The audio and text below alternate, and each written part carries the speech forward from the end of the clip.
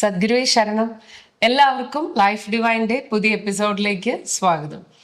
ഇപ്പോൾ ശ്രീ കഴിഞ്ഞ കുറച്ച് വീഡിയോസിലായിട്ട് നമ്മൾ നമ്മുടെയൊക്കെ ജീവിതത്തിൽ ഉണ്ടാവുന്ന പ്രശ്നങ്ങളും അതിനുള്ള പരിഹാരങ്ങളെ കുറിച്ചുമൊക്കെ ശ്രീ സംസാരിക്കുകയുണ്ടായി. അപ്പോൾ പല കാര്യങ്ങളും, അതായത് ഇപ്പോൾ നിലവിലുള്ള പല സമ്പ്രദായങ്ങളെയും ശ്രീ തള്ളി പറയുകയും, എന്നാൽ ഈ പ്രശ്നങ്ങൾക്കെല്ലാം ഒരു സോളിഡ് ആയിട്ടുള്ള ഒരു സൊല്യൂഷനിലേക്ക് നമുക്ക് എത്താൻ പറ്റിയിട്ടുണ്ടോ എന്നുള്ളത് ഒരു സംശയമാണ്.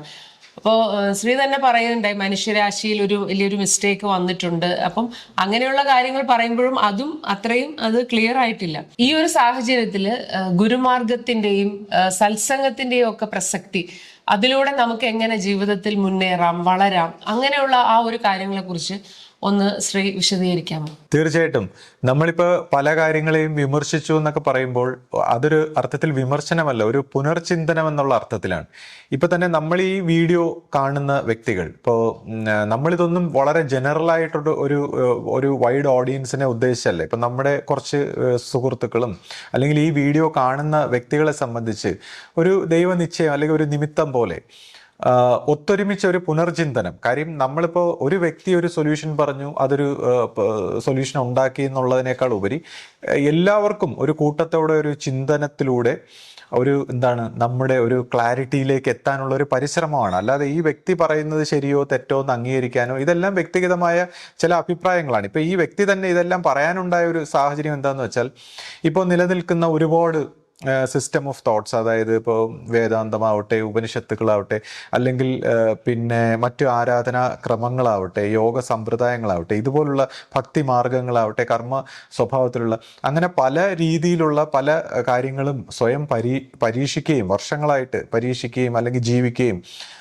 അതിൻ്റെ പിന്നിലൊക്കെ പ്രവർത്തിക്കുകയൊക്കെ ചെയ്തതിന് ശേഷം ഉണ്ടായ ചില അനുഭവങ്ങളിൽ നിന്ന്, അല്ലെങ്കിൽ തൻ്റെ പരാജയങ്ങളിൽ നിന്ന്, തൻ്റെ വിഷമങ്ങളിൽ നിന്ന്, തൻ്റെ സംശയങ്ങളിൽ നിന്നെല്ലാം പഠിച്ചതിന് ശേഷം ഇപ്പോൾ തനിക്ക് ഒരു ക്ലാരിറ്റിയുടെ വശം അല്ലെങ്കിൽ ഒരു തെളിച്ചത്തിൻ്റെ വശം എങ്ങനെ മനസ്സിലായി. ഇപ്പോൾ ഒരു പക്ഷേ അതൊരു ഗുരുമാർഗത്തിലൂടെയോ അല്ലെങ്കിൽ ഒരു സത്സംഗത്തിലൂടെയോ അതിൻ്റെ ഒരു തെളിച്ചം എങ്ങനെ ഉണ്ടായി എന്നുള്ള ഒരു അറിവിലാണ് നമ്മൾ ഈ സംസാരിക്കുന്നത്. അപ്പോൾ അത് ആരെയും വിമർശിക്കാനോ പരിഹസിക്കാനോ ഒന്നുമല്ല. മറ്റു രീതിയിലൊക്കെ തുടരുന്നവർക്ക് അത് സന്തോഷം നൽകുന്നുണ്ടെങ്കിൽ അത് അവരവരുടെ രീതിയിൽ തന്നെ തുടരാം. എന്നാൽ ഇപ്പോൾ ഈ വിഷമങ്ങൾ, ദുഃഖങ്ങൾ, പ്രശ്നങ്ങൾ എന്നൊക്കെ പറയുമ്പോൾ ഇതെല്ലാവർക്കും ഒരുപോലെ, അതായത് സാമ്പത്തികമായി ഉയർന്നവർക്കും താഴ്ന്നവർക്കും വിഷമിക്കുന്ന എല്ലാവർക്കും ഈ പറയുന്ന ഒരു സഫറിങ് എന്ന് പറയുന്ന ഒരു സ്റ്റേറ്റിലൂടെയാണ് നമ്മളെല്ലാവരും കടന്നു പോകുന്നത്. അപ്പോൾ അതിന് എന്താണ് അതിൻ്റെ കാരണം എന്ന് അന്വേഷിക്കുമ്പോൾ അവിടെയാണ് നമ്മളിപ്പോൾ ഒരു ഹ്യൂമാനിറ്റിയുടെ പരിണാമത്തിലൊരു മിസ്റ്റേക്ക് സംഭവിച്ചതായിട്ട്, ഒരു എറർ സംഭവിച്ചതായിട്ട്. അതിപ്പോൾ എന്നെ സംബന്ധിച്ച് നമ്മുടെ ഒരു ഗുരുമാർഗത്തിൽ നമുക്കിപ്പോൾ ഒരു പ്രത്യേകമായിട്ടുള്ളൊരു ചരിത്രം നമ്മളിങ്ങനെ കേട്ടിട്ടുണ്ട്. അപ്പോൾ അത് മെറ്റഫോറിക്കലായിട്ടാണ്. അതായത് നമുക്കിപ്പോൾ ആത്യന്തികമായ ഒരു തലങ്ങളെക്കുറിച്ച് വളരെ ലോജിക്കലായിട്ട് റാഷണലായിട്ടൊരു രീതിയിൽ വിശദീകരിക്കാൻ പറ്റില്ല. കാര്യം കഴിഞ്ഞ വീഡിയോയിൽ ഞാൻ പറയുകയുണ്ടായി, മൈൻഡിൻ്റെ തലം ഏതുവരെയാണ്, അല്ലെങ്കിൽ ആത്മാവിൻ്റെ തലം, കോൺഷ്യസ്നെസ്സിൻ്റെ തലം എവിടെ തുടങ്ങുന്നു എന്നൊക്കെ പറയുകയുണ്ടായി. അപ്പോൾ ആ മൈൻഡിന്റെ തലം കൊണ്ട് നമുക്ക് ആ തലങ്ങളെ വിശദീകരിക്കാൻ പറ്റാത്തതുകൊണ്ട് നമുക്ക് മെറ്റഫോറിക്കലായിട്ട് ചില കഥാ സ്വഭാവത്തിലാണ് ഇതിനെ മനസ്സിലാക്കേണ്ടത്. അപ്പൊ അങ്ങനെ മനസ്സിലാക്കുമ്പോൾ നമ്മൾ ഇപ്പോൾ ആശ്രമ സ്വഭാവത്തിൽ ഇങ്ങനെ ഒരു മിസ്റ്റേക്ക് സംഭവിച്ചതായിട്ട് പറയുന്നു, ഒരു മനു സ്വഭാവത്തിൽ വന്ന ആചാര്യന് ഒരു മിസ്റ്റേക്ക് സംഭവിച്ചു. അപ്പൊ ആ മിസ്റ്റേക്ക് എന്തുകൊണ്ട് സംഭവിച്ചു, അപ്പൊ അല്ലെങ്കിൽ അദ്ദേഹത്തിന്റെ ഉൽപ്പത്തി, ഇപ്പൊ സത്യത്രാൻ എന്ന് പറയുന്ന ഒരു ഋഷി, അപ്പൊ അദ്ദേഹത്തിന്റെ ഉൽപ്പത്തി എവിടെ മിസ്റ്റേക്കായി, അല്ലെങ്കിൽ എന്താണ് അത് സംഭവിച്ചത്, അതിനുശേഷം എങ്ങനെ അഹം ബ്രഹ്മാസ്മി എന്ന് പറയുന്ന ഒരു തലത്തിൽ ഈ ബ്രഹ്മം എന്ന് പറയുന്ന ഒരു ഗോഡ് സ്വഭാവത്തിൽ വരികയും പിന്നീട് ഈ ആരാധനാ സ്വഭാവങ്ങളെല്ലാം ഈ ഒരു മൻ എന്ന് പറയുന്ന ആ മൻ സ്വഭാവത്തിൽ തെറ്റുകയും മനസ്സിൽ നിന്നൊരു സൃഷ്ടി ഉണ്ടാവുകയും അതിനകത്ത് ഡിഫറെൻ്റ് ആയിട്ടുള്ള ഗോഡ്സ് എന്നൊക്കെ പറയുന്ന നമ്മൾ ഈ കണ്ടുവച്ചിരിക്കുന്ന സ്വഭാവങ്ങളൊക്കെ ഉണ്ടാവുകയും, അപ്പോൾ അത് ശരിയോ തെറ്റോ ആരും നമ്മളൊന്നും പറയുന്നില്ല. അപ്പോൾ എന്തായാലും നമ്മളിങ്ങനെയൊക്കെയുള്ള ആരാധനാ സമ്പ്രദായങ്ങളും സ്വഭാവങ്ങളും ജീവിതങ്ങളൊക്കെ ഫോളോ ചെയ്യുന്നുണ്ട്. അത് നമുക്ക് സൊല്യൂഷൻ ഉണ്ടാക്കുന്നുണ്ടോ, പ്രശ്നങ്ങൾ നമുക്ക് കൂടുന്നുണ്ടോ കുറയുന്നുണ്ടോ എന്നുള്ളതാണ് നമ്മളിപ്പോൾ ഇവിടെ ഇൻവെസ്റ്റിഗേറ്റ് ചെയ്യേണ്ടത്. ഇനിയിപ്പോൾ ബൈബിൾ സ്വഭാവത്തിലായാലും അവർ മെറ്റഫോറിക്കലായിട്ട് ചില കഥകൾ പറയുന്നുണ്ട്. ഇപ്പോൾ ഒരു തെറ്റ് സംഭവിച്ചു, നമുക്ക് അമർത്യരായിരുന്ന സോള് പിന്നെ മോർട്ടലായി, അതായത് ജനന മരണങ്ങളുടെ ഒരു ചക്രത്തിൽ വന്നു, ഡിസയർ ഉണ്ടായി, അതിനുശേഷം മനസ്സിൻ്റെ സ്വഭാവത്തിൽ കഷ്ടപ്പെടുന്നതായിട്ട് അവരും മെറ്റഫോറിക്കലായിട്ട് ഒരു കഥ പറയുന്നുണ്ട്. അപ്പോൾ ഇതെല്ലാം എന്തോ പുരാണ സ്വഭാവത്തിലും ഒക്കെ നമ്മളെ എവിടെയോ എന്തൊക്കെയോ ചൂണ്ടുകയാണ്. അപ്പോൾ ആ ചൂണ്ടുന്ന ആ ഒരു എലമെന്റ് എന്താണ്, എവിടെയാണ് നമ്മൾ സഫർ ചെയ്യുന്നതെന്ന് കണ്ടുപിടിക്കാനുള്ളൊരു വഴിയാണ്. ഇപ്പോൾ തന്നെ നമ്മൾ ചിന്തിക്കുമ്പോൾ ഇപ്പോൾ എന്താണ്, നമ്മൾ എന്ത് പ്രവൃത്തി എത്ര നല്ല രീതിയിൽ ചെയ്യാൻ തുടങ്ങിയാലും അതിൽ തെറ്റ് വരുന്നു, അല്ലെങ്കിൽ എത്ര നല്ല രീതിയിൽ ജീവിക്കണമെന്ന് നമ്മൾ പ്ലാൻ ചെയ്യുമ്പോഴും നമ്മുടെ ഈ മനസ്സിൻ്റെ ഉള്ളിൽ തന്നെ അതിന് ഓപ്പോസിറ്റ് ആയിട്ടുള്ള തെറ്റിരിക്കുന്നു. വളരെ ധാർമ്മികമായിട്ട് ജീവിക്കുന്ന വ്യക്തികൾ തന്നെ അധാർമികമായി പോകുന്നു ജീവിതത്തിൽ. അപ്പോൾ ഇതൊന്നും ആരും മനുഷ്യർ മനഃപൂർവ്വം ചെയ്യുന്നതല്ല. ഇപ്പോൾ അതുകൊണ്ടാണ് നമ്മൾ പറയുന്നത്, ഇപ്പോൾ ഗുരുക്കന്മാരുടെ ഒരു രംഗത്ത് വരുമ്പോൾ ഈ മനുഷ്യന് സംഭവിക്കുന്ന തെറ്റുകളെ വളരെ കാരുണ്യത്തോടെ കാണുന്നത് എന്തുകൊണ്ടെന്ന് വെച്ചാൽ, ഇപ്പോൾ ചിലരൊക്കെ ചോദിക്കും ഇന്ന വ്യക്തികളുടെ തെറ്റങ്ങ് എടുത്ത് അവരങ്ങ് എടുത്ത് കളഞ്ഞുകൂടെയെന്ന് ചോദിക്കുമ്പോൾ, ഈ മനുഷ്യൻ ബലിയാടാണ്. എന്തുകൊണ്ടാണ് ഇങ്ങനെ അവന് തെറ്റ് സംഭവിച്ചതെന്ന് അവന് തന്നെ അറിയാൻ വയ്യ. നമ്മൾ ഈ പല രീതിയിലുള്ള തെറ്റുകൾ ചെയ്ത് അവസാനം നമ്മൾ ഗിൽറ്റ് ഫീലിംഗ് ആയി, നമ്മളിങ്ങനെ റിപ്പൻറ്റ് ചെയ്ത് അവസാനം നമ്മുടെ ഫ്രീക്വൻസി ലോ ആയി, ഷെയിമായി, അപമാനമായി, എല്ലാവരും ഇങ്ങനെ ഒരു കോൺസ്റ്റൻ്റ് ആയിട്ടുള്ള ഒരു സ്ട്രഗിളിലാണ്. അപ്പോൾ ഇതെന്തുകൊണ്ടാണ് ഇങ്ങനെ നമ്മളെ ഹയസ്റ്റ് ഫ്രീക്വൻസിയിലേക്ക് ഉയർത്താതെ എന്താണ് നമ്മളെ തെറ്റിക്കുന്നതെന്നുള്ളതാണ്. അപ്പോൾ അതിനെക്കുറിച്ച് ചിന്തിക്കുമ്പോൾ ഇപ്പോൾ നമ്മൾ തന്നെ ഇപ്പോൾ പറയാറുണ്ട്, ഇപ്പോൾ മൈക്രോസോഫ്റ്റിലാണെങ്കിൽ നമ്മൾ കമ്പ്യൂട്ടറിൽ നമ്മൾ ചെയ്യുന്ന എല്ലാ വർക്കുകളെയും അവരിങ്ങനെ നിയന്ത്രിക്കുന്നുണ്ടെന്ന് നമ്മളിങ്ങനെ പറയും. അതായത് അവരതിനെ ഒബ്സർവ് ചെയ്യുന്നുണ്ട്, അതിനനുസരിച്ച് അവരുടെ സിസ്റ്റം ഡെവലപ്പ് ചെയ്യാൻ വേണ്ടിയാണ്. ഇപ്പോൾ ഗൂഗിൾ ആണെങ്കിൽ ഗൂഗിൾ ഫോൺസിലൂടെ നമ്മുടെ എല്ലാ ആക്ടിവിറ്റീസും, നമ്മൾ എവിടെ പോകുന്നു, എന്ത് പറയുന്നു, എന്ത് ചെയ്യുന്നു എന്നൊക്കെ ഉള്ളത് അവരിങ്ങനെ ഒബ്സർവ് ചെയ്യുന്നു എന്നാണ് പറയുന്നത്. അവരുടെ ഒരു ഡെവലപ്പ് ചെയ്യാൻ വേണ്ടി, സിസ്റ്റം ഡെവലപ്പ് ചെയ്യാൻ വേണ്ടിയുള്ളൊരു ആക്ടിവിറ്റി ആയിരിക്കും. അപ്പോൾ ഇതുപോലെ തന്നെ ഒരു മിസ്റ്റിക്കലായിട്ട് പാശ്ചാത്യ സ്വഭാവത്തിലൊക്കെ പറയും ഇല്ലുമിനാറ്റി എന്ന് പറഞ്ഞിട്ട് ഒരു കണ്ണിൻ്റെ ഒരു കണ്ണ്, അതായത് എല്ലാം ഇങ്ങനെ കാണുന്ന ഒരാൾ. അപ്പോൾ ഈ സാക്ഷി, അപ്പോൾ കഴിഞ്ഞ ദിവസം നമ്മൾ പറഞ്ഞു ഇപ്പോൾ ദേവേന്ദ്രൻ, അപ്പോൾ നമ്മുടെ ഉള്ളിൽ തന്നെ ഒരു സാക്ഷി ഇരുന്നുകൊണ്ട് നമ്മളെ നിയന്ത്രിക്കുന്നു, അല്ലെങ്കിൽ നമ്മുടെ ഓരോ പ്രവൃത്തികളെ ഒബ്സർവ് ചെയ്യുന്നു. എന്നിട്ട് നമ്മൾ ഈ ജീവിതത്തിൻ്റെ ഒരു തിരക്കഥയിലൂടെ തെറ്റും ശരിയിലും ഇങ്ങനെ കിടന്ന് കഷ്ടപ്പെടുന്നു, സഫർ ചെയ്യുന്നു. ഇതിൻ്റെ അപ്പുറത്തേക്കുള്ള ഈ ദൈവമായ ശാന്തിയുടെ വശത്തേക്ക് നമ്മളെ കടത്തി വിടുന്നില്ല. അല്ലെങ്കിൽ ഈ ആത്മാവിൻ്റെ തലത്തിൽ, ഇപ്പോൾ ആത്മീയത എന്ന് പറയുമ്പോൾ ആത്മാവിലെത്തുമ്പോഴാണ് ശാന്തി. ഈ മനസ്സിൽ കിടന്ന് നമ്മളെല്ലാവരും സഫർ ചെയ്യുകയാണ്. മനസ്സിൻ്റെ തലത്തിൽ നമ്മൾ ഓരോരുത്തരും സഫർ ചെയ്യുമ്പോൾ ആത്മാവിലേക്ക്, ഈ ആത്മശാന്തി എന്ന് പറയും, ആത്മാവിൻ്റെ ആ തലത്തിലേക്ക് എത്തുമ്പോൾ തന്നെ ശാന്തമാവുകയാണ്. അപ്പോൾ ഈ ശാന്തിയിലേക്ക് പോകാതെ സഫർ ചെയ്യുന്നു. അപ്പോൾ ഈ സഫർ ചെയ്യുന്നത് ഈ മെറ്റഫോറിക്കലായിട്ട് ഈ പല പല കഥകളിലൂടെ പറയുമ്പോഴും അതിനൊരു കാരണമുണ്ടോ, അല്ലെങ്കിൽ ഇപ്പോൾ സയൻസിൻ്റെ ലെവലിൽ ഞാനിപ്പോൾ കഴിഞ്ഞ ദിവസം പറഞ്ഞു ഒബ്സർവർ, നമ്മൾ ആ സാക്ഷി എന്ന് പറയുന്ന തലത്തിലേക്ക്, നമ്മളിപ്പോൾ ഒരു വ്യക്തി എന്ന് പറയുമ്പോൾ നമ്മൾ ഈ നമ്മുടെ ശരീര, മനസ്സ്, നമ്മുടെ അഹന്ത, അതിൻ്റെ അപ്പുറത്ത് നമ്മൾ സാക്ഷിഭാവത്തിലേക്ക് എത്തുന്നു. അതിൻ്റെ അപ്പുറത്തേക്ക് നമ്മൾ മെഡിറ്റേഷനൊക്കെ ചെയ്യുമ്പോൾ ഈ പറയുന്നവരെല്ലാം സാക്ഷിഭാവത്തിലേക്ക് പോകുന്നു.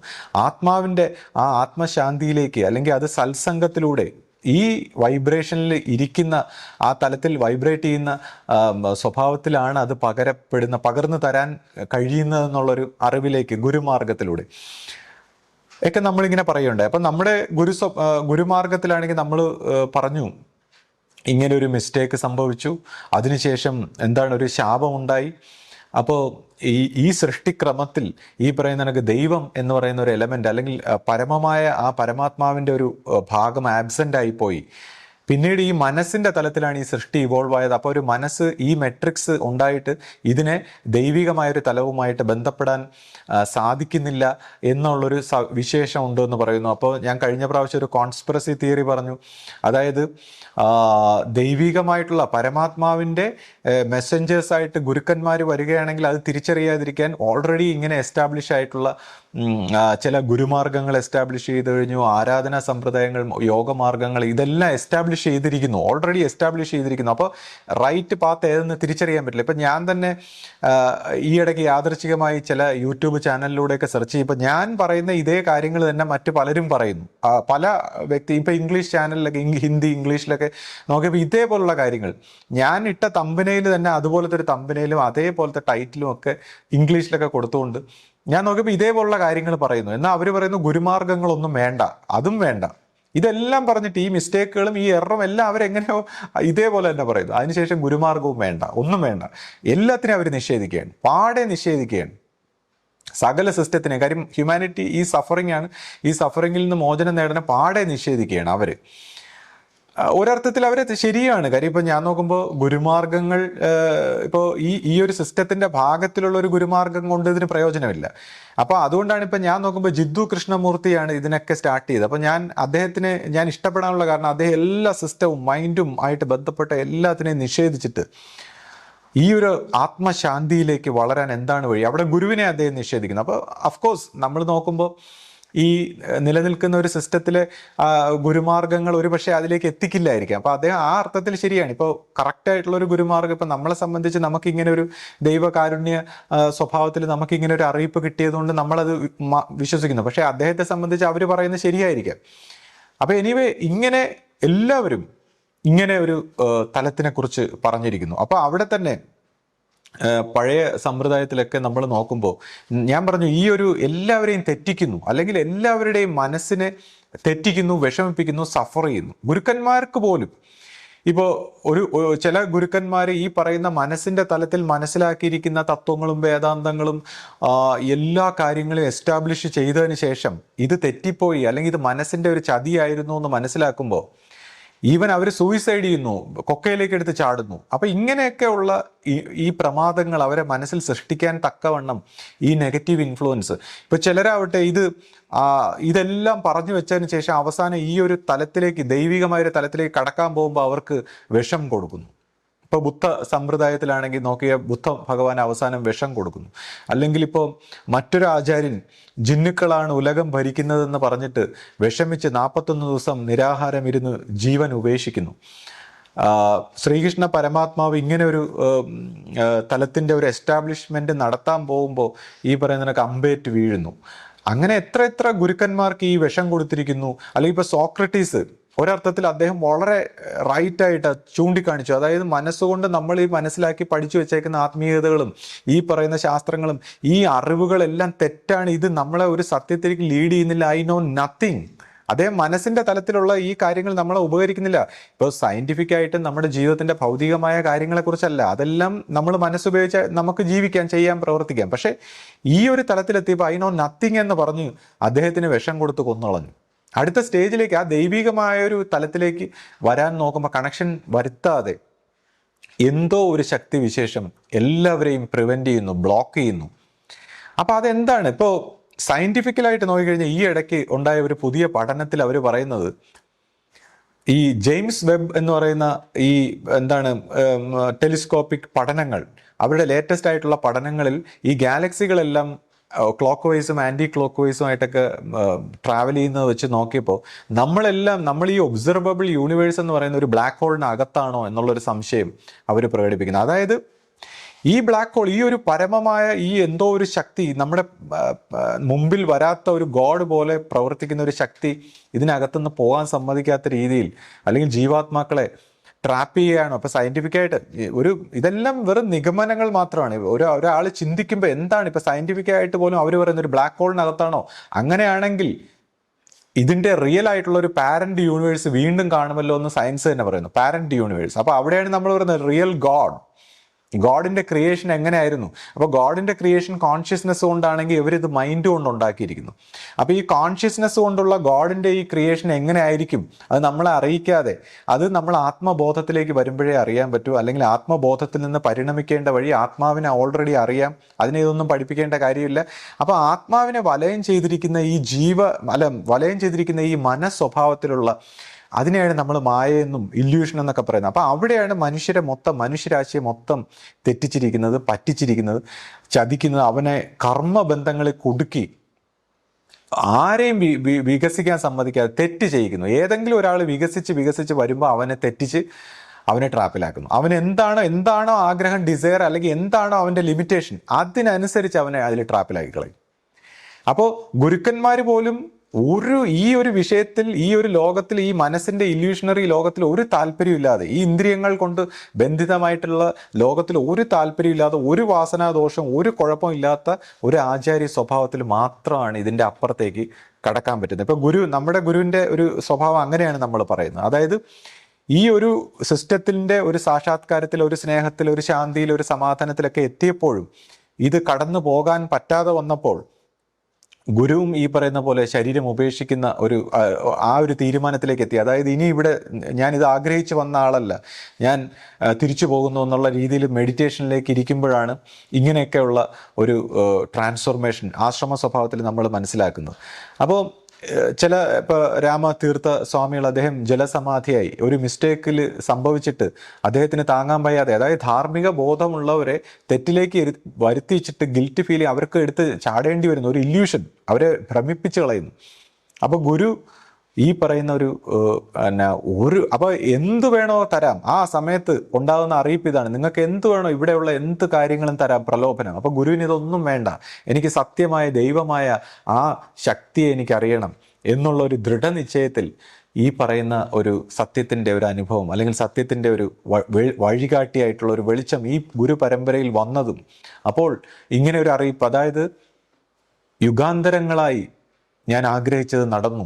അപ്പോൾ ഇതെല്ലാം നമ്മളിപ്പോൾ ലോജിക്കലായിട്ട് ചിന്തിക്കുമ്പോൾ ചിലപ്പോൾ വളരെ സില്ലി ആയിട്ടുള്ള ഒരു പുരാണമായിട്ട് അല്ലെങ്കിൽ പൊയറ്റിക്കായിട്ടൊക്കെ നമുക്ക് തോന്നും. പക്ഷേ ഇതൊരു മെറ്റഫോറിക്കലായിട്ട് എടുത്താൽ മതി.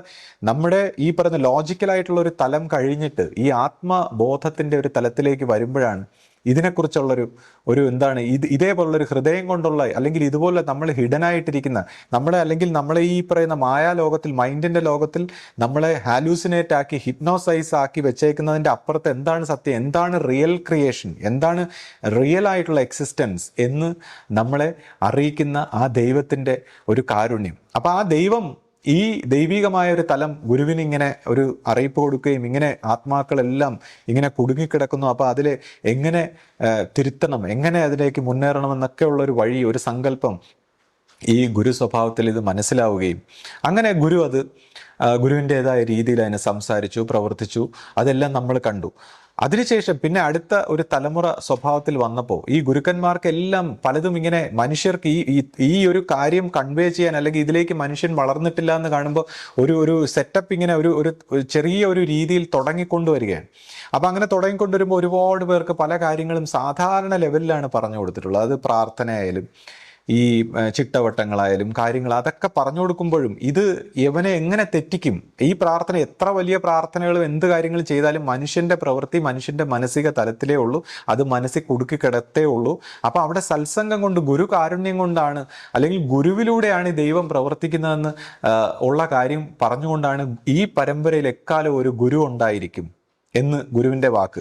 അപ്പോൾ ഗുരുവിൻ്റെ വാക്കിൽ, സാധാരണ വാക്കിൽ പറഞ്ഞു കൊടുത്ത കാര്യങ്ങൾ പഠിച്ചുകൊണ്ട് ഇപ്പോൾ ഒരു ഗ്രൂപ്പ് ഓഫ് പീപ്പിൾ ഇങ്ങനെ ഈ ഒരു ഗുരു പരമ്പരയ്ക്കെതിരെ പ്രവർത്തിക്കുന്നുണ്ട്. അതായത് ഗുരു സംസാരിച്ച കാര്യങ്ങളെല്ലാം അതിൽ പിടിച്ചുകൊണ്ട് അവർക്ക് അത് മതി, അത്തരം കാര്യങ്ങൾ ഈ സംസാരിച്ച് പറഞ്ഞു കൊടുത്ത തലങ്ങളിൽ, മനസ്സിൻ്റെ തലത്തിൽ അവരും ബുദ്ധിയും മനസ്സും ഒക്കെ ഉപയോഗിച്ച് മനസ്സിലാക്കി ഇനി ഇതാണ് നടപ്പാക്കേണ്ടത്. അപ്പോൾ എന്താണ്, ആ പൈശാചികമായ മനുഷ്യൻ്റെ മനസ്സിലൂടെ പ്രവർത്തിക്കുന്ന ആ നെറ്റ്വർക്ക് അവരിലൂടെ പ്രവർത്തിക്കുകയാണ് ഗുരുമാർഗത്തെ തടുക്കാൻ വേണ്ടി. ഇപ്പം ഇവിടെ തന്നെ പല കാര്യങ്ങളും മനസ്സുകൊണ്ട് മനസ്സിലാക്കിയിട്ടാണ്, അതായത് പഴയ കാര്യങ്ങളൊക്കെ മനസ്സുകൊണ്ട് മനസ്സിലാക്കി ഗുരുവാണികളും മറ്റു കാര്യങ്ങളൊക്കെ പഠിച്ച് അവരവർക്ക് മനസ്സിലായതുപോലെ. അപ്പം അവിടെയാണ് കഴിഞ്ഞ ദിവസം ഞാൻ പറഞ്ഞു, മനുഷ്യൻ്റെ മനസ്സുകൊണ്ട് ചിന്തിക്കാനും ആലോചിക്കാനും പ്രവർത്തിക്കാനും ഒക്കെ കഴിയുന്ന ഒരു തലം, അതിനെ നിയന്ത്രിക്കാൻ ഈ പറയുന്ന പൈശാചിക ശക്തി വിശേഷങ്ങൾക്ക്, അതായത് നമ്മുടെ ഉള്ളിൽ തന്നെ ഇതിൻ്റെ എല്ലാം ഒരു എലമെൻ്റ് ഉള്ള സ്ഥിതിക്ക് ഈ പഴയ ഒരു സിസ്റ്റം എറർ, അതായത് ഈ നിലനിൽക്കുന്ന ഈ സൃഷ്ടിക്രമത്തിൽ പരിണമിച്ചു വരുന്ന ഈ സിസ്റ്റം എററിന് അത് അതേപോലെ നിലനിർത്താൻ നമ്മുടെ മനസ്സിലൂടെ ശ്രമിക്കും. അപ്പം അതുകൊണ്ടാണ് ഈ പഴയ ഗുരുക്കന്മാരെല്ലാം വരുന്ന സമയത്ത് ഈ നമ്മൾ മനുഷ്യ സമൂഹം ശ്രദ്ധിച്ചു കഴിഞ്ഞാൽ അവരെ കല്ലെറിയുക, കൊല്ലുക, ഉപദ്രവിക്കുക, ഇഗ്നോർ ചെയ്യുക. അവർ പോയി കഴിയുമ്പോൾ ഈ പറയുന്ന പോലെ ഭയങ്കര ആരാധനയും സ്നേഹവും ഭക്തിയാണ്. അതുപോലെ അവർ വരാൻ വേണ്ടി ഭയങ്കര പ്രാർത്ഥനയും തപസ്സുമാണ്. അപ്പോൾ ഈ ഗുരുക്കന്മാരെ ഇങ്ങനെ അവോയ്ഡ് ചെയ്യുന്ന, ഇഗ്നോർ ചെയ്യുന്ന ഒരു സിസ്റ്റം ഈ ഒരു സിസ്റ്റം എററിൻ്റെ ഭാഗമാണ്. എന്നാലേ ഈ പറയുന്ന ഈ മനസ്സിലൂടെയുള്ള ഈ സൃഷ്ടി ഇങ്ങനെ തുടരാൻ പറ്റൂ. അപ്പോൾ നമ്മുടെ ഇപ്പോൾ ആശ്രമ സ്വഭാവത്തിലായാലും ഇപ്പോൾ ഗുരുവിനെ പോയി കഴിഞ്ഞപ്പോൾ ഭയങ്കരമായ ആരാധനയാണ്. നമ്മളൊന്ന് വിചിന്തനം ചെയ്യണം. അന്ന് ഗുരു ഒരുപാട് വിഷമിച്ചിരുന്നു. അതായത് ഗുരു പിന്നെ പറയുന്ന കാര്യങ്ങളൊന്നും അനുസരിച്ച് അല്ലെങ്കിൽ അതിനെ നടപ്പാക്കുന്നതിലുള്ള വിഷമങ്ങൾ, അപ്പോൾ ഗുരു ഒരുപാട് വിഷമിച്ചുകൊണ്ട് അവരെക്കുറിച്ചൊക്കെ സമകാലികരെ കുറിച്ച് സംസാരിക്കുന്ന നമ്മൾ കേട്ടിട്ടുണ്ട്. അപ്പോൾ ഞാനിപ്പോൾ ഒരു പുതിയ തലമുറയിലെ ഒരു വ്യക്തി, പഴയ ഈ തലമുറയിലുള്ളവർ ഗുരുവിന് വേണ്ടി ഇത്രയും വാദിച്ചുകൊണ്ട് അല്ലെങ്കിൽ ഗുരുവിൻ്റെ കാര്യം നടപ്പാക്കാൻ വേണ്ടി ഇത്രയും ഉത്സുകരായിട്ട് പ്രവർത്തിക്കുന്ന കാണുമ്പോൾ ഞാൻ ചിന്തിക്കുന്നത്, ഈ പഴയ സമൂഹത്തിൽപ്പെട്ട ആൾക്കാർ ഗുരുവിനെ ഒരുപാട് വിഷമിപ്പിച്ചേക്കുന്നതായിട്ടും അല്ലെങ്കിൽ ഗുരു പറയുന്ന കാര്യങ്ങൾ നടപ്പിൽ വരുത്താനും അനുസരിക്കാനും ഒക്കെ കാണിച്ചിരിക്കുന്ന വൈമുഖ്യം, അഫ്കോഴ്സ് മനുഷ്യ സഹജമായി ഇത് പറ്റില്ല. മനുഷ്യന് ഭയങ്കരമായ ബലഹീനതകളുണ്ട്, മനുഷ്യനെ കൊണ്ട് ഇത് വളരെ വിഷമമാണ്. ഇപ്പൊ നമ്മളെപ്പോലുള്ളവർക്കും പറ്റുന്നില്ല. പക്ഷെ ഞാൻ പറയുന്നത്, അപ്പോൾ ആ സാഹചര്യത്തിൽ ഇത്രയും നമ്മൾ ഗുരുവിനെ വിഷമിപ്പിച്ചിട്ടുണ്ട് എന്ന് നമ്മൾ തിരിഞ്ഞു നോക്കിയാൽ നമുക്ക് മനസ്സിലാക്കാം. കാര്യം ഗുരു പറഞ്ഞ കാര്യങ്ങൾ നടപ്പാക്കാൻ അന്നും ഈ പറയുന്ന വ്യക്തിത്വങ്ങൾക്ക് കഴിഞ്ഞിരുന്നില്ല. അന്ന് പലരെയും ചിലപ്പോൾ ഗുരു പുറത്താക്കിയിരുന്നു. അതായത് നിവൃത്തിയില്ലാതെ ഈ ഒരു സിസ്റ്റം, മനുഷ്യ സഹജമായ തെറ്റുകൾ ഗുരു ക്ഷമിച്ചിരുന്നു. എന്നാൽ സിസ്റ്റത്തിനെ നശിപ്പിക്കുന്ന ഒരു സംഭവത്തിലേക്ക് വരുമ്പോൾ ഗുരു പലരെയും പുറത്താക്കി. ഇന്ന് അവരെല്ലാവരും ഒത്തുകൂടിയിരിക്കുകയാണ്. അപ്പോൾ എന്നിട്ട് മാനസിക തലത്തിൽ ഗുരുവിനെ ആരാധിക്കുന്നു. അതായത് ഈ ദേവീ ദേവ സമ്പ്രദായത്തിൽ ആരാധിക്കുന്ന പോലെ മാനസിക തലത്തിൽ. അപ്പോൾ മനസ്സാവുമ്പോൾ തൻ്റെ മനസ്സിലിരിക്കുന്ന ഗുരുവിൻ്റെ ഇമേജും വെച്ചുകൊണ്ട് തനിക്ക് തൻ്റെ മനസ്സിനെ ആണല്ലോ അവിടെ അംഗീകരിക്കുന്നത്. അതായത് തൻ്റെ മനസ്സിൻ്റെ സന്തോഷം, തൻ്റെ മനസ്സിൻ്റെ അറിവ്, തൻ്റെ മനസ്സിൻ്റെ ഇഷ്ടം എല്ലാം തൻ്റെ മനസ്സിൻ്റെ രീതിയിൽ. അപ്പോൾ ഇങ്ങനെയാണ് ഈ സിസ്റ്റം എറർ, ഈ പൈശാചികത്വം ഇങ്ങനെ പ്രവർത്തിച്ച് എല്ലാ ഗുരുക്കന്മാരും പോയി കഴിയുമ്പോഴത്തേക്ക് ഇങ്ങനെ മനസ്സിൻ്റെ തലത്തിൽ ഇതിനെ ഒരു ആശയമാക്കി, സമ്പ്രദായമാക്കി, ഒരു കഷ്ടപ്പാടുമില്ലാതെ. അപ്പോൾ ശരീരത്തിലുള്ള ഗുരുക്കന്മാർ പറയുന്ന അനുസരിക്കേണ്ടി വരും. അപ്പോൾ അവിടെ ബുദ്ധിമുട്ടാണത്. ശരീരത്തിലുള്ള ഒരു ഗുരുവിൻ്റെ മുമ്പിൽ വരുമ്പോൾ അത് ബുദ്ധിമുട്ടാണ്. പക്ഷേ എപ്പോഴും ഗുരുമാർഗം അല്ലെങ്കിൽ ഈ പരമാത്മാവിൻ്റെ തലത്തിൽ അത് ഗുരുക്കന്മാരിലൂടെ മാത്രമേ പ്രവർത്തിക്കാൻ പറ്റൂ എന്നുള്ളതാണ്. അതിൻ്റെ ഒരു കാരണം എന്താണെന്ന് വെച്ചാൽ, ഈ മനസ്സിൽ മുങ്ങിക്കിടക്കുന്ന ഇത്രയും മാനസികമായ തലത്തിലിരിക്കുന്ന ജീവാത്മാവിൻ്റെ തലത്തിൽ ബോധമില്ലാത്ത ഈ മനുഷ്യന് ഈ ദൈവത്തിൻ്റെ ഒരു വാക്ക് കിട്ടണമെങ്കിൽ എത്ര ബുദ്ധിമുട്ട്. അതായത് ഗുരു തന്നെ നമ്മളോട് പറഞ്ഞു, എത്രയോ ആചാര്യന്മാർക്ക് ദൈവത്തിൻ്റെ ഒരു വാക്ക് പോലും കിട്ടിയിട്ടില്ല. ഈ ഇത്രയും വലിയ ഒരു പ്രകാശധാരയിലുള്ള ആ ദൈവത്തിൻ്റെ ഒരു കാഴ്ച അല്ലെങ്കിൽ ദൈവികമായ ആ ഒരു തലത്തിലുള്ള ഒരു കാഴ്ച സാധാരണക്കാർക്ക് ഒരിക്കലും പോസിബിൾ അല്ല എന്നൊരു സാഹചര്യത്തിൽ ദൈവത്തിൻ്റെ ഒരു കാരുണ്യമാണ് ഒരു ഗുരുസ്വരൂപത്തിൽ അത് സാധാരണക്കാർക്ക് സാധാരണക്കാരൻ്റെ ലെവലിൽ ആ ഒരു ദൈവികമായ ഒരു സാന്നിധ്യത്തെ ആരാധിക്കാനുള്ള ഒരു വഴി. അത് ആ പരമാത്മാവായിട്ടുള്ളൊരു സത്യം, മനുഷ്യനോടുള്ള ഒരു കരുണയിൽ മനുഷ്യന് ഇത് ഒരു രീതിയിലും അപ്രാപ്യമാണ്, അല്ലെങ്കിൽ മനുഷ്യരാശിയെ ഈ മനസ്സുകൊണ്ട് മൂടി വെച്ചിരിക്കുകയാണ്. അപ്പോൾ ആ സത്യത്തിലേക്ക് പോകാനായിട്ട് ഒരു ഗുരുസ്വരൂപമായിട്ട് പ്രവർത്തിക്കുന്നതാണ്. അപ്പോൾ ഇങ്ങനെ ഈ ഗുരു മാർഗം ഇങ്ങനെ പരമ്പരയായിട്ട് പോകുമ്പോൾ, അപ്പോൾ ഈ മനസ്സിൽ നിന്ന് പൊട്ടിച്ച് വേണം ഈ സത്യത്തിലേക്ക് അടുപ്പിക്കാൻ. മനുഷ്യനെ അവൻ്റെ ചിന്തകളും ധാരണകളും ഭാവനകളും അവൻ്റെ കർമ്മഗതികളുമായിട്ടുള്ള മനസ്സിൽ നിന്ന് പൊട്ടിച്ച് വേണം അവനെ സത്യത്തിലേക്ക് അടുപ്പിക്കാൻ. അപ്പോൾ ഇതിനെക്കുറിച്ചാണ് ജിദ്ദു കൃഷ്ണമൂർത്തി പറഞ്ഞത്. അതായത് മനസ്സിൽ നിന്ന് അറിഞ്ഞതിനെ എല്ലാം കളയൂ, എന്നിട്ട് ഫ്രഷ് ആയിട്ട് സ്റ്റാർട്ട് ചെയ്യൂ, അറിഞ്ഞതിൽ നിന്നുള്ള മോചനം എന്നാണ് അദ്ദേഹം പറഞ്ഞത്.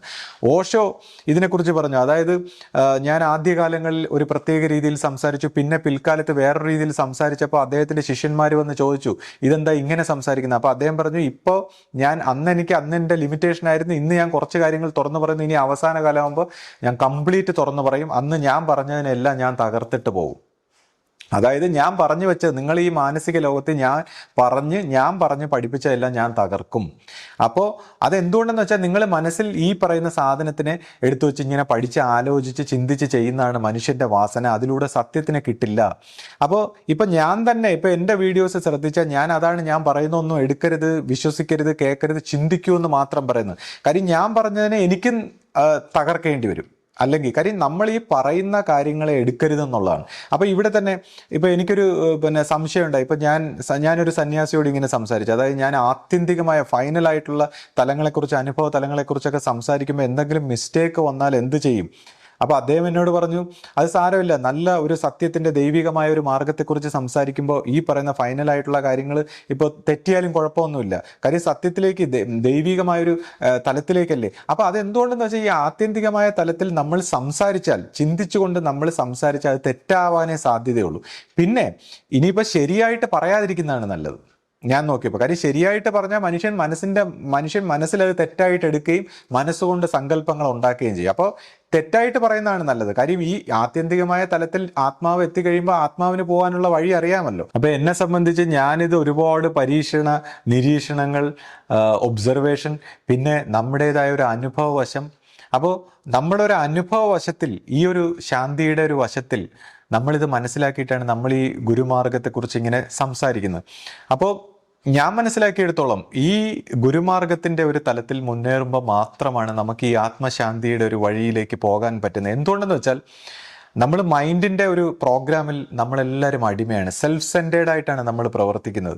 കൂടാതെ നമ്മളെ എല്ലാ രീതിയിലും അധാർമികമാക്കാനുള്ള ഒരു ട്രാപ്പും ഇവിടെ ഉണ്ട് ഈ മെട്രിക്സിൽ. അപ്പോൾ അങ്ങനെ നമ്മൾ ശരിയായിട്ട് എത്ര പ്രവർത്തിക്കാൻ ശ്രമിച്ചാലും നമ്മളെ തെറ്റിക്കുന്ന ഒരു വശവും ഇതിൻ്റെ ഇടയിൽ ഒളിച്ചിരിക്കുന്നുണ്ട്. അങ്ങനെയാണ് നമ്മളിങ്ങനെ കോൺസ്റ്റൻ്റ് ആയിട്ടുള്ളൊരു സഫറിങ്ങിലും വിഷമത്തിലൂടെ ഇങ്ങനെ കടന്നു പോകുന്നത്. അപ്പോൾ ഒരു ഗുരുവിന് ഈ ഒരു കർമ്മഗതിയിൽ, അതായത് നിരന്തരമായിട്ടുള്ള ഗുരുവിനോടുള്ള ഒരു ദർശനത്തിലും ഈ ഒരു സമർപ്പണത്തിലും ഈ കർമ്മഗതികളെല്ലാം പോയി പിന്നെ എന്താണ് ഗുരുമാർഗം കൊണ്ട് ഗുരു അങ്ങോട്ടും ഇങ്ങോട്ടും ഒക്കെ മാറ്റി നമ്മളെ ഈ ഒരു തെളിച്ചത്തിലേക്ക്, ആത്മശാന്തിയിലേക്ക്. ഇപ്പോൾ കഴിഞ്ഞ ദിവസം ഞാനിങ്ങനെ അമ്മയോട് സംസാരിക്കുകയായിരുന്നു. അപ്പോൾ അമ്മയെ സംബന്ധിച്ച് അമ്മയ്ക്ക് ഒരുപാട് ജീവിതത്തിൽ ഒരുപാട് സഫറിങ്സും ഒരുപാട് പ്രശ്നങ്ങളും വിഷമങ്ങളും ഒക്കെ സഹിച്ചിട്ടുള്ളൊരു വ്യക്തിയാണ്. അപ്പോൾ ഞാൻ പറഞ്ഞു, അമ്മ, ഇത് അമ്മയുടെ മനസ്സാണ് അമ്മയുടെ ശത്രു. അമ്മയുടെ മനസ്സ് കാരണമാണ്, അമ്മയുടെ ആ മനസ്സിൻ്റെ ഒരു തോട്ട് പ്രോസസ്സ് കാരണമാണ് അമ്മ ഇത്രയും സ്ട്രഗിൾ ചെയ്തത്. ഇനിയെങ്കിലും ഞാൻ പറഞ്ഞു, അമ്മ മനസ്സുകൊണ്ട് അങ്ങ് മരിക്കൂ, മനസ്സുകൊണ്ട് മരിക്കൂ. അങ്ങനെ മനസ്സുകൊണ്ട് മരിച്ച് ഈ ആത്മാവിൻ്റെ തലത്തിൽ, ആത്മശാന്തിയിൽ, അവബോധത്തിൽ ഉണരൂ. അപ്പം ഞാനില്ല എന്ന് പറയുന്ന ഈ മനസ്സിൻ്റെ തലത്തിൽ, ഈ അഹന്താ സ്വഭാവത്തിലാണ് ഞാനില്ല എന്നുള്ളൊരു തലത്തിലൂടെ നമ്മൾ ഈ പറയുന്ന ആത്മബോധത്തിലേക്ക് ഉണരേണ്ടത്. അപ്പം ഞാൻ പറഞ്ഞു, അമ്മ, അതുകൊണ്ട് ഗുരുവിനെ നിരന്തരം കാണുകയും സമർപ്പിക്കുകയും പ്രാർത്ഥിക്കുകയും ഒക്കെ ചെയ്യുന്നതിലൂടെ നമ്മുടെ ഈ കർമ്മ സഞ്ചയമായി തോട്ട് പ്രോസസ്സായിട്ടിരിക്കുന്ന ഇതെല്ലാം ഏടുകളായിട്ട് പിന്നെ വേരുകൾ പോലെ ഇങ്ങനെ അഴിഞ്ഞ് പോകുമ്പോൾ, നമ്മൾ റിലാക്സ് ആവുമ്പോൾ, ശാന്തിയിലേക്ക് വരുമ്പോൾ ഈ ആത്മബോധം അവിടെ ഓൾറെഡി ഉണ്ട്. അത് നമുക്ക് ക്രിയേറ്റ് ചെയ്യാൻ പറ്റും. ഇറ്റ് ഈസ് ഓൾറെഡി ദെയർ എന്നാണ് പറയുന്നത്. അത് ജസ്റ്റ് ഒന്ന് ഉണരേണ്ടതേ ഉള്ളൂ. അപ്പോൾ അത് ഗുരു ഉണർത്തി തരികയാണ്. മറ്റത് ഈ പറയുന്ന മനസ്സുകൊണ്ട് എത്രയൊക്കെ പ്രവർത്തിച്ചാലും, എന്തൊക്കെ പ്രവർത്തിച്ചാലും നമ്മളെ മനസ്സിൻ്റെ തലത്തിൽ കൂടുതൽ ഗഹനമായി. അതുകൊണ്ടാണ് ഈ സ്വയം പ്രവർത്തിക്കുമ്പോൾ സ്വന്തം ഇച്ഛപ്രകാരം പ്രാർത്ഥനയും ആരാധനയും സങ്കല്പവും ഈ യോഗവും മെഡിറ്റേഷൻ എന്തൊക്കെ ചെയ്താലും ഈ മനസ്സിൻ്റെ തലങ്ങളിൽ കിടന്ന് കറങ്ങുമ്പോൾ ഈ പരമാത്മ സ്വഭാവത്തിലുള്ള ആ ഗുരുമാർഗത്തിലൂടെ മനസ്സിൽ നിന്ന് മോചിക്കപ്പെടുന്നു, മനസ്സിൽ നിന്ന് സ്വാതന്ത്ര്യത്തിലേക്ക് എത്തുന്നു, ആത്മശാന്തിയിലേക്ക് എത്തുന്നു. അവിടെ നിന്ന് ഈശ്വരൻ്റെ ദൈവികമായിട്ടുള്ള സത്യലോകത്തിലേക്ക് നമ്മൾ വികസിക്കുന്നു. അപ്പോൾ ഈ ഗുരുമാർഗത്തിൽ നമ്മൾ ശ്രദ്ധിച്ചു കഴിഞ്ഞാൽ രണ്ടാമത്തെ ഒരു തലമുറയിലായാലും വന്നപ്പോഴേക്കും പലർക്കും പല രീതിയിലുള്ള സംശയങ്ങൾ, പലരെ സംബന്ധിച്ചും പല വിഷമങ്ങൾ. അപ്പോൾ ഈ ഗുരുമാർഗത്തെ സ്വീകരിക്കാനുള്ള, അപ്പോൾ എൻ്റെ അമ്മയും ഇപ്പോൾ ആശയും ഞാനും ഒക്കെ നമ്മൾ ശ്രദ്ധിച്ചു കഴിഞ്ഞാൽ നമ്മൾ ഫൗണ്ടർ ഗുരുവിൻ്റെ ശിഷ്യ സ്വഭാവത്തിൽ വന്നിട്ടുള്ളവർ തന്നെയാണ്. അപ്പോൾ ഞാൻ അമ്മയോടൊക്കെ പറഞ്ഞു കൊടുത്തത്, ഗുരുവിനെ നമുക്ക് മനസ്സിൽ ഗുരുവിനെ നമ്മൾ ആരാധിക്കുന്നു, അതിനൊന്നും ഒരു കുഴപ്പമില്ല. പക്ഷേ ഗുരുമാർഗത്തിൽ, മനുഷ്യ സ്വഭാവത്തിൽ ഈ ഗുരുവിൻ്റെ മുമ്പിൽ നമസ്കരിച്ചുകൊണ്ട് ആ ഗുരുമാർഗത്തിൻ്റെ കറക്റ്റ് പാത്തിൽ നിന്നുകൊണ്ട് നിങ്ങൾ പോകുമ്പോഴേ നിങ്ങൾക്ക് ഈ ഒരു ബെനിഫിറ്റ്, അല്ലെങ്കിൽ നിങ്ങളുടെ സ്വന്തം ഇച്ഛപ്രകാരം സ്വന്തം മാനസിക തലത്തിലാണ് ആരാധിക്കുന്നത്, അത് നിങ്ങളെ വീണ്ടും മനസ്സിൻ്റെ ഒരു തലത്തിൽ കുടുക്കി കിടത്തുകയാണ് ചെയ്യുന്നത്. നമ്മൾ ഈ മോചനത്തെക്കുറിച്ച് അല്ലെങ്കിൽ ശാന്തിയെക്കുറിച്ച്, സമാധാനത്തെക്കുറിച്ചൊക്കെ ചിന്തിക്കുമ്പോൾ എത്രത്തോളം നമ്മൾ സമർപ്പണം ഉണ്ടാകണം. ഇപ്പോൾ ഗുരുമാർഗങ്ങളുടെ എല്ലാം ഒരു ബേസിക് ആയിട്ടുള്ള ഒരു ലോ എന്ന് വെച്ചാൽ, ഒരു റൂൾ എന്ന് വെച്ചാൽ ഒബീഡിയൻസ്. അതായത് സ്നേഹം, ഗുരു പറഞ്ഞിട്ടുണ്ട്, സ്നേഹമാണ് ഏറ്റവും ഉത്തമം, സ്നേഹത്തിനേക്കാളും വലുതാണ് അനുസരണ എന്ന് ഗുരു പറഞ്ഞേക്കുന്നത്. അപ്പോൾ ആ ഒബീഡിയൻസിലൂടെയാണ് ഈ ഗുരുമാർഗത്തിൻ്റെ പ്രവൃത്തി, അല്ലെങ്കിൽ പ്രകൃതിയുടെ തന്നെ ഒരു പ്രവൃത്തി എന്താണെന്ന് നമ്മൾ നോക്കി. ഈ പ്രപഞ്ചത്തിൻ്റെ പ്രവൃത്തി, God's will is existence wish. ആ പ്രകൃതിയുടെ വിഷ് എന്ന് പറയുന്ന ഗോഡിൻ്റെ വില്ല് നടപ്പാക്കുക എന്നുള്ളതാണ്. അത് ഏറ്റവും നമ്മുടെ മനുഷ്യ തലത്തിലേക്ക് വരുമ്പോൾ ഗുരുവിൻ്റെ വില്ലാണ് ശിഷ്യൻ്റെ വിഷ്, ഗുരുവിൻ്റെ ആ ഇച്ഛ ശിഷ്യൻ്റെ ആഗ്രഹമാണ്, അത് നടപ്പാക്കലാണ് ശിഷ്യൻ്റെ സ്വഭാവം. അപ്പോൾ ആ ഒബീഡിയൻസിലൂടെയാണ് ഗുരുമാർഗങ്ങൾ പ്രവർത്തിക്കേണ്ടത്. അപ്പോൾ ഒബീഡിയൻസ് എവിടെ ഇല്ലാതാകുന്നോ ആ ഗുരുമാർഗങ്ങൾ ഈ പറയുന്ന പോലെ അത് ശരിയായ രീതിയിൽ പ്രവർത്തിക്കാത്ത ഒരു സ്വഭാവം ഉണ്ടാകുന്നു. ഇപ്പം ഗുരുശിഷ്യ സ്വഭാവത്തിൽ നമ്മുടെ ആദ്യ കാലത്ത് നോക്കുമ്പോൾ ആ ഒരു ഒബീഡിയൻസിൻ്റെ വില, ഇപ്പം നമ്മളിന്ന് ശിഷ്യപൂജിതയെ ഈ ഗുരുസ്ഥാനത്ത് കാണുന്നത് ഒരിക്കലും ആ വ്യക്തി മഹിമയോ മറ്റു കാര്യങ്ങളെക്കാൾ ഉപരി ആ ഒബീഡിയൻസ് ആണ്. ഗുരുവിനോടൊപ്പം നമ്മുടെയൊക്കെ മനസ്സിൽ നമ്മൾ നോക്കുമ്പോൾ ശിഷ്യപൂജിതയുടെ ഗുരുവിനോടുള്ള ആ ഒബീഡിയൻസ്, ആ ഗുരുഭക്തി, ആ സമർപ്പണം, എപ്പോഴും ഒന്നും ധിക്കരിക്കാതെ ആ വിധേയപ്പെട്ട് നിന്ന് ഗുരുവിനോടൊപ്പം അവസാനം വരെ നിന്ന ശേഷം, ദേഹവിയോഗത്തിന് ശേഷം ഗുരു വീണ്ടും വളരെ തീക്ഷ്ണമായി പ്രവർത്തിക്കുമ്പോൾ അപ്പോഴും ആ ഒബീഡിയൻസിലൂടെ പ്രവർത്തിച്ച് തനിക്കായി ഒന്നുമില്ല എന്നുള്ള രീതിയിൽ ആത്മസമർപ്പണം ഉണ്ടായപ്പോൾ അത് സ്വയം ഗുരു ആയി മാറി എന്നുള്ളതാണ്. അപ്പം അങ്ങനെയുള്ള ആ ഒബീഡിയൻസ്, ഇപ്പം നിർമ്മല ജന്യെ നമ്മൾ നോക്കുമ്പോൾ ആ ഒബീഡിയൻസ്, ശിഷ്യപൂജിതയോടൊപ്പം ആ ഗുരുമാർഗത്തിലുള്ള ഒബീഡിയൻസ് ആണ് നമ്മൾ വില വയ്ക്കുന്നത്. അപ്പോൾ ആരായാലും ഇവിടെ ഈ പരമ്പരയിൽ, ഈ ഗുരുമാർഗത്തിൽ നമുക്ക് അവർക്കൊരു അനുസരണ സ്വഭാവത്തിൽ അടുത്ത അവരുടെ തലമുറ വരണമെങ്കിൽ അവർ അതിൻ്റെ മുകളിൽ ഗുരുവിനെ ഒബീഡിയൻസ് ആയിരിക്കണം എന്നുള്ളതാണ്. അപ്പോൾ ഗുരുവിനെ ഒബീഡിയൻസ് ആകാത്ത സ്വഭാവത്തിൽ ഇപ്പോൾ പലരും പറയും പല സിസ്റ്റത്തിലും പലരും അനുസരിക്കുന്നില്ല, പ്രവർത്തിക്കുന്നില്ല, അല്ലെങ്കിൽ എന്തെങ്കിലുമൊക്കെ കുഴപ്പമുണ്ട്, ഒരു സിസ്റ്റം എററുണ്ട്. എന്നോട് പലരും വന്ന് ഇന്ന പ്രോബ്ലം ഉണ്ട്, ഇന്ന സെക്ഷനിൽ പ്രോബ്ലം ഉണ്ട്, ഇന്ന കാര്യം ശരിയാവുന്നില്ല എന്നൊക്കെ പറയുമ്പോൾ ഞാൻ പറയും ഈ ഒബീഡിയൻസ് എവിടെയോ ആ ഒരു ഒബീഡിയൻസിൻ്റെ കുറവിലാണ് മറ്റു കാര്യങ്ങളെല്ലാം താറുന്നത്. അപ്പം വാക്കാണ്, അതായത് വാക്കാണ് സത്യം എന്നുള്ള രീതിയിൽ ഈ വേർഡ് പവർ എന്നാണ് പറയുന്നത്. ദൈവത്തിൻ്റെ പ്രവൃത്തി ആ വേർഡ് പവറിലൂടെയാണ് എല്ലാം നടക്കുന്നത്. അപ്പോൾ ആ ഒരു കാര്യത്തിൽ നമ്മുടെ ഒരു പരമ്പരയെ സംബന്ധിച്ച് ഈ വാക്കാണ് സത്യം എന്നുള്ള രീതിയിൽ ഗുരുമാർഗത്തിൻ്റെ ആ ഒരു പ്രവൃത്തി നടക്കുന്നില്ലെങ്കിൽ പിന്നെ ഈ പറഞ്ഞ പോലെ ഒന്നും തന്നെ നടക്കാത്തൊരു സാഹചര്യം, അല്ലെങ്കിൽ എല്ലാം താറുമാറാകുന്ന ഒരു സാഹചര്യം വരുന്നു. അപ്പോൾ ഇത് നമ്മൾ ഓരോരുത്തരും ഇപ്പോൾ അവരവരുടെ വ്യക്തി ജീവിതത്തിൽ എന്തോ ആവട്ടെ, പക്ഷേ പരമ്പരയെ സംബന്ധിച്ച്, പ്രസ്ഥാനത്തെ സംബന്ധിച്ച് ഈ വാക്കാണ് സത്യം എന്നുള്ള ആ ഒരു വശം എടുത്ത് പ്രവർത്തിക്കാൻ നമുക്ക് ഓരോരുത്തർക്കും കഴിയണം. ഇപ്പോൾ ഇത് സംസാരിക്കുന്ന ഇപ്പോൾ ശ്രീജിത്ത് ആരാണ്, ഞാൻ ആരാണ്, എന്താണെന്നൊക്കെ ചോദിച്ചു കഴിഞ്ഞാൽ ഇതിപ്പോൾ ചിലപ്പോൾ പക്ഷേ ഈ പ്രകൃതിയുടെ ഒരു വികൃതി എന്ന് പറയുന്ന ആരുമല്ലാത്തവരെ കൊണ്ടാണ് എന്തെങ്കിലുമൊക്കെ വിളിച്ചു പറയുന്നത്. ദൈവത്തിൻ്റെ ഒരു വികൃതി ആയിരിക്കാം. ചിലപ്പോൾ എന്തെങ്കിലും ഉയർന്ന തലത്തിലുള്ള വ്യക്തികൾ ആ ഒരു സിസ്റ്റത്തിൻ്റെ ഭാഗമായിട്ട് പ്രവർത്തിക്കുമ്പോൾ അവർ ഇതിനെ ബ്രേക്ക് ചെയ്യാതിരിക്കുമ്പോൾ ആരുമല്ലാത്ത എവിടെയെങ്കിലും കിടക്കുന്ന ആൾക്കാരായിരിക്കും എന്തെങ്കിലുമൊക്കെ വിളിച്ച് പറയുന്നത് ഇതേപോലെ.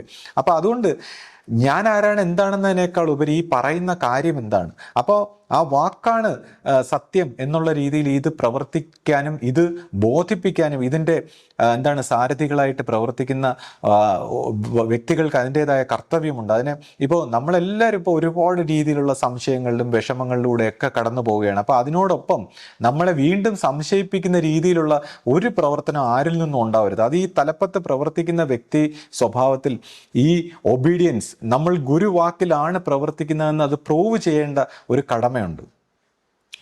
നമ്മുടെ എല്ലാം, ഇപ്പം ഞാൻ ആരെയും ഒരു വ്യക്തിയെയും കുറ്റപ്പെടുത്തുന്നതല്ല. ഇന്നുവരെ ഞാൻ പറഞ്ഞില്ലേ, നമുക്ക് മനുഷ്യന് പ്രവർത്തിക്കാനുള്ള ഒരു ബലഹീനതയുണ്ട്, മനുഷ്യനെ ട്രാപ്പ് ചെയ്യാനുള്ള പൈശാചികത്വമുണ്ട്, മനുഷ്യനെ ഒരു രീതിയിൽ മുന്നേറാൻ സമ്മതിക്കാത്ത രീതിയിൽ ഈ മെൻ്റൽ വേൾഡ്, ഈ പൈശാചികത്വം പ്രവർത്തിക്കുമ്പോൾ, ഒരു നെഗറ്റീവായിട്ടുള്ള ഒരു ഫോഴ്സ് പ്രവർത്തിക്കുമ്പോൾ മനുഷ്യന് ഉയർന്നു വരാൻ പറ്റില്ല. അതുകൊണ്ട് തന്നെ വ്യക്തിഗതമായി നമ്മൾ ഓരോരുത്തരും എല്ലാ രീതിയിലും തെറ്റുകളാൽ അല്ലെങ്കിൽ ഒരു ധർമ്മത്തിൻ്റെ ഭാഗത്ത് പ്രവർത്തിക്കാൻ പറ്റാതെ കുഴഞ്ഞു നിൽക്കുക തന്നെയാണ്. ആരെയും ഞാൻ കുറ്റപ്പെടുത്തുന്നില്ല. പക്ഷേ കഴിഞ്ഞതെല്ലാം കഴിഞ്ഞു. ഇനി എന്ത്?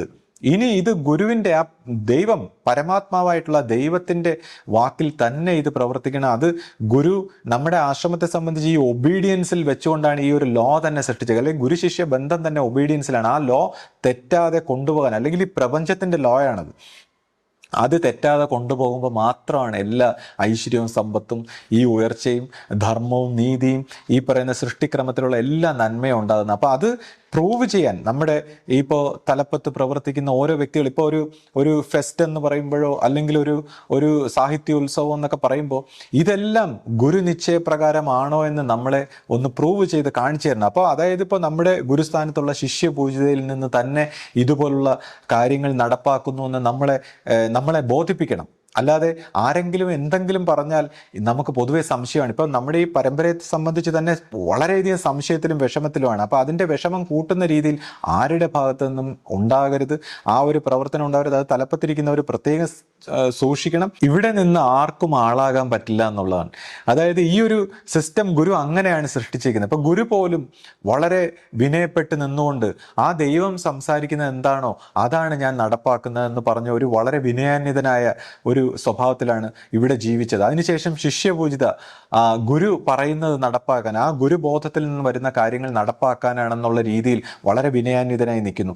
അതുപോലെ മറ്റ് സന്യാസി സ്വഭാവത്തിലായാലും ഓരോരുത്തർക്കും ആർക്കും ഒരു രീതിയിലും ആളാകുക എന്നുള്ളൊരു കൺസെപ്റ്റ് ഇവിടെയില്ല. ഇപ്പോൾ ഞാൻ നോക്കുമ്പോൾ ഈ ഇടയ്ക്ക് ഗുരുവിൻ്റെ ഒരു സഹോദര സ്ഥാനത്ത് വരുന്ന ഒരു മാമൻ ഇങ്ങനെ നടന്നു പോകുന്ന കണ്ടപ്പോൾ ഞാൻ നോക്കിയപ്പോൾ അദ്ദേഹം ഒരു പ്രത്യേകിച്ച് ഒന്നുമില്ലാതെ. അപ്പോൾ ഇവിടെ അങ്ങനെ ഒരു സ്ഥാനവും കൽപ്പിക്കുന്നില്ല എന്നുള്ളതാണ് ആർക്കും. അപ്പോൾ ആ സിംപ്ലിസിറ്റി അദ്ദേഹം കാണിച്ചു തരുന്നു. ഇപ്പോൾ നിർമ്മല ജെന്നിയുടെ അമ്മയും അച്ഛനും ഒരു ദിവസം ഞാൻ നോക്കുമ്പോൾ ആരാധനയെത്തി വെറും സാധാരണക്കാരെ എന്ന് വെച്ചാൽ വ്യക്തി സ്വഭാവത്തിൽ ആർക്കും ഒരു പ്രാധാന്യവും കൽപ്പിക്കുന്നില്ല എന്നുള്ളതാണ്. ഇപ്പോൾ ശിഷ്യപൂജിതയുടെ ഞാൻ പറഞ്ഞ ഒരു അനിയത്തി വന്ന് നിൽക്കുമ്പോൾ സാധാരണക്കാരെ പോലെ. അപ്പം ഇപ്പം ഞാൻ കഴിഞ്ഞ ദിവസം പറഞ്ഞു സോമനാഥൻ സാറ്, അദ്ദേഹം ഒരു സാധാരണക്കാരനെ പോലെ, തനിക്കൊരു സ്ഥാനമാനമോ അധികാരമോ ഒന്നുമില്ലാതെ ആ ചക്രവർത്തിയെ പോലെ അന്തസ്സും ദാസനെ പോലെ വിനയവും. അപ്പോൾ അദ്ദേഹം സാധാരണക്കാരനെ പോലെ ഒരു മാതൃകയാണ്. ഇപ്പോൾ എല്ലാവരും വന്ന് സാധാരണക്കാരനെ പോലെ നിൽക്കണമെന്നല്ല, അദ്ദേഹത്തെ പോലെ ഒരു ഋഷി തുല്യനായ ഒരു മനസ്സിനെ ചിലപ്പോൾ അത്രത്തോളം ഒരു വിനയാന്വിതനായി നിൽക്കാനുള്ള ഒരു മനസ്സുണ്ടാവും. ഇപ്പോൾ ഓരോരുത്തർക്കും അവരവരുടേതായ സ്ഥാനങ്ങൾ അലങ്കരിച്ച് പ്രവർത്തിക്കുമ്പോഴും ഇവിടെ ആളാകാൻ നോക്കാതെ, അല്ലെങ്കിൽ താൻ എന്തെങ്കിലും അവസ്ഥ എത്തിയെന്നോ അങ്ങനെയൊന്നും ഉള്ള ഒരു പെരുമാറ്റ സ്വഭാവത്തിൽ വരാതെ, ആർക്കും ഒരു വിഷമമുണ്ടാകാതെ ഇത് ഹാൻഡിൽ ചെയ്ത് പോകാൻ, അല്ലെങ്കിൽ ഈ പറയുന്ന പോലെ ഗുരുവിൻ്റെ നിർദ്ദേശപ്രകാരമാണ് ഓരോ കർമ്മവും എന്നുള്ള ഒരു തിരിച്ചറിവും അതിൻ്റെ ഒരു ശാന്തിയും സമാധാനവും ഉണ്ടായാൽ മാത്രമേ ഈ പറയുന്ന ഒരു ഹാർമോണൈസ് ആയിട്ട് ഈ പറയുന്ന എല്ലാം ആ ഒരു നല്ല രീതിയിലേക്ക് പോകാൻ കഴിയൂ എന്നുള്ളൊരു വിഷയം ഞാൻ ഈ സംസാരിച്ച് വരുന്ന കൂട്ടത്തിൽ പറയുകയാണ്. അപ്പോൾ അത് ആരെയും ഉദ്ദേശിച്ചല്ല, അത് സംസാരിച്ച് വന്നപ്പോൾ അറിയാതെ സംസാരിച്ചങ്ങ് വരികയാണ്. അതെന്തുകൊണ്ട് അങ്ങനെ സംസാരിച്ചു എന്ന് ചോദിച്ചാൽ, ഇപ്പോൾ എന്തായാലും കുറച്ച് സംശയങ്ങളും വിഷമങ്ങളും ചില പരാതികളും നിലനിൽക്കുന്നുണ്ട്. അപ്പോൾ അതിനെ നമുക്ക് കണ്ണടച്ച് ഇരുട്ടാക്കാൻ പറ്റില്ല. അപ്പോൾ അതിന് ഒരു സൊല്യൂഷൻ എന്നോണം ഈ തലപ്പത്തുള്ള എല്ലാ സ്വഭാവത്തിൽ നിന്നും അതിൻ്റെ ആ ഗുരുമാർഗത്തിൽ അത്രത്തോളം വിനയത്തോടെ അത്രത്തോളം ആ കുമ്പിട്ടുകൊണ്ട് ദൈവികമായ, ഇപ്പൊ ശിഷ്യപൂജിതയെ തന്നെ നമ്മൾ ഇത്രയും വലിപ്പത്തിൽ ആ പരമാത്മാവിന്റെ സ്വരൂപം എന്ന അർത്ഥത്തിലാണ് നമ്മൾ ഇത്രയും വലിപ്പത്തിൽ, ഇത്രയും ആഡംബരത്തിൽ, ഇത്രയും ഉന്നതിയിൽ. കാര്യം നമ്മളെ കൊണ്ട് എത്രത്തോളം ആ പരമാത്മാവിന്റെ പ്രതിനിധിയെ, ആ പ്രകാശത്തെ, നമുക്ക് കാണാൻ കഴിയാത്ത ആ ദൈവിക ശക്തിയെ വണങ്ങാൻ പറ്റും അത്രത്തോളം ചെയ്യണമെന്നുള്ളത് നമ്മുടെ ഒരു കർത്തവ്യമാണ്. അപ്പൊ ആ കർത്തവ്യത്തിൽ ആ പരമമായ ശക്തിയെ അത്രമാത്രം വണങ്ങിക്കൊണ്ട് അതിൻ്റെ വാക്കുകൾ നടപ്പാക്കാൻ ഇവിടെ ഓരോ കാര്യങ്ങളിലും നമ്മൾ സജ്ജമായിരിക്കണം. അതിലെന്തെങ്കിലും കുറവ് വന്നാൽ, ഈ പറയുന്ന ഒരു സന്നിധിയിൽ നിന്നുകൊണ്ട് അതിന് എന്തെങ്കിലും ഒരു കുറവ് വന്നു പോയാൽ അത് വലിയ വിപത്തുകളിലേക്ക് അല്ലെങ്കിൽ വലിയ വിഷമങ്ങളിലേക്ക് നമ്മളെല്ലാവരും എത്തിക്കും. നമ്മൾ അതിൻ്റേതായ വളരെയധികം കഷ്ടത്തിലും സഫറിങ്ങിലും വിഷമത്തിലുമാണ്. ഇത്രയും വിഷമത്തിലും സഫറിങ്ങിലും കഷ്ടത്തിലും നിൽക്കുമ്പോഴും നമ്മുടെ അഹങ്കാരത്തിന് ഒരു കുറവുമില്ല എന്നുള്ളതാണ്. അപ്പോൾ നമ്മൾ ആ അഹങ്കാരത്തിനെ സമർപ്പിച്ചുകൊണ്ട്, ആ അഹങ്കാരത്തിനെ എല്ലാം ഉപേക്ഷിച്ചുകൊണ്ട് ഇതിൻ്റെ ഒരു സത്യത്തിൻ്റെ വഴിയിലേക്ക്, ദൈവികമായ ഒരു വഴിയിലേക്ക് സഞ്ചരിക്കുമ്പോൾ ഈ പറയുന്ന കർമ്മ ദോഷങ്ങളിൽ നിന്നും വിഷമങ്ങളിൽ നിന്നും എല്ലാം മോചനം നേടി ഒരു ശാന്തിയുടെ ഒരു വഴിയിലേക്ക് നമുക്ക് പരിണമിക്കാനുള്ളൊരു അവസരം ദൈവം കാരുണ്യത്താൽ ഉണ്ടാകും എന്ന് ഞാൻ വിശ്വസിക്കുന്നു. അതിലേക്ക് പ്രവർത്തിക്കാൻ നമുക്കെല്ലാവർക്കും കഴിവ് തരണമേ എന്ന്, ഗുരു കാരുണ്യം ഉണ്ടാകണമെന്ന് പ്രാർത്ഥിച്ചുകൊണ്ട് സദ്ഗുരുവേ ശരണം.